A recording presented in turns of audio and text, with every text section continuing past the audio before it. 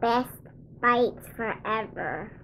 Hi everyone, I'm Chef Alicia. Welcome to my channel, Best Bites Forever. I'm so happy to have you here.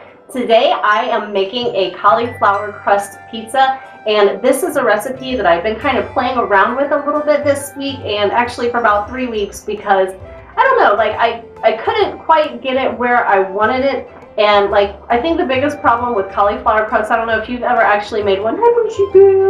I don't know if you've ever actually made a cauliflower crust pizza, but a lot of times like the crust like it's a little bit like mushy and it wants to fall apart, or like, I don't know, I ran into some problems.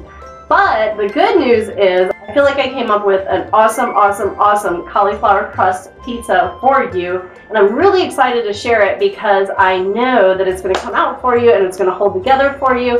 And I've kind of changed it from the way everybody else does it. We're going to kind of try a new technique together here, and I'm just really happy with this one, guys. I'm really happy with the results, and I'm super excited to share it with you.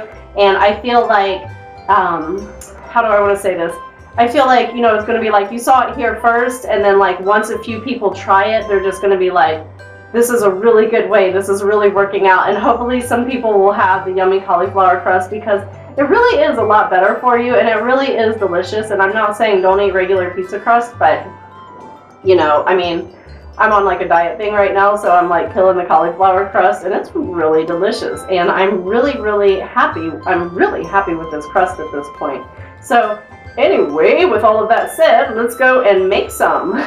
I need to get my mushroom and sausage topping going first. So in this pan, I have a 1/2 cup of diced white onions. I also have a little bit of olive oil, and I'm adding in this veggie sausage. I'd never actually tried this veggie sausage before, but I ended up really liking it, and my husband didn't even know the difference that it was meat-free, so that was really cool. The next thing that I'm adding in is a pound of mushrooms, and I'm definitely not going to be using all of this topping for my pizza, but I will be putting some of this into omelets in the morning, so it works out perfectly. I'm going to leave this on medium heat, and I'm going to go and work on my cauliflower crust.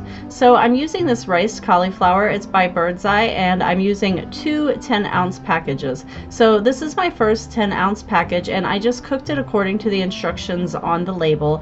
And then here I have some cheesecloth, which I have doubled up, and I'm going to squeeze all of the excess liquid that I can possibly squeeze out of here without breaking my cheesecloth. It's really important to get that excess liquid out. Do it to both of your packages of your riced cauliflower, and then we're going to go over here to the food processor. So this is my second packet going in, and I'm just going to kind of spread that out inside my food processor. And then I'm adding in 1 whole egg. I'm also adding in some spices. So I have oregano, kosher salt, garlic powder, and yeast. My yeast is not going in there to make it rise, but it's going in there to kind of give it that bready flavor that I definitely was missing before. I really love the bread flavor. So I just opened this up, and I want to make sure everything is mixing in really well, so I kind of scraped it off of the sides, and then I just want to pulse it a couple more times. The next thing that I'm adding in is a 1/2 cup of shredded Parmesan cheese, and again, I just want to scrape everything off of the sides to make sure that it's mixing up properly.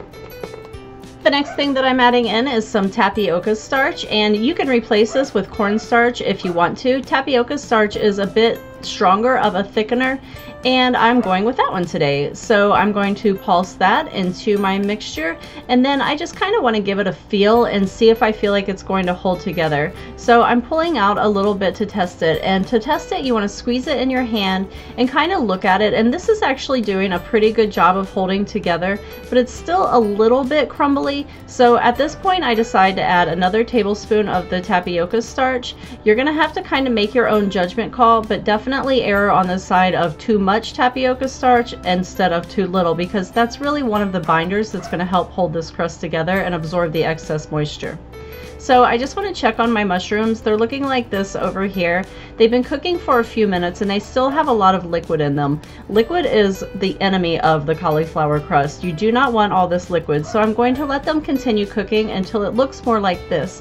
So if you look at the bottom of the pan, you can see that it's pretty much dry down there, like all of the liquid is gone. So I'm putting that to the side and going back to my crust here. Here I have my pan. I've lined this with a medium duty aluminum foil, and you definitely are going to have to go medium or heavy duty on the aluminum foil. Do not try using a thin one with this. I put a good amount of cooking spray. You could also use like olive oil, but make sure you're using a good amount because we're starting this in a cold pan and that will tend to make it stick. I tried doing it in a hot pan a couple of times, but I found I couldn't get it shaped right without burning my hands. So I just decided I'm going to have to use a little bit more oil to start and do it in a cold pan.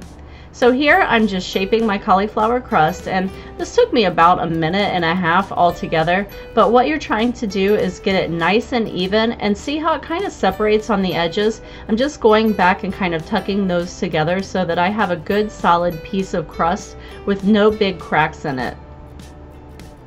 Once I'm pretty happy with my crust, I'm going to take this over to the stove and put it on the heat. So here I have this on number 2, which is pretty low, and my aluminum foil, I have enough to fold over the crust a little bit on the other edge. And I have, again, this is on number 2. I'm going to spray the top of this with some more cooking spray because I don't want anything sticking. And I'm going to also spray the top of the crust. As you can see here, I'm getting little bubbles on the side.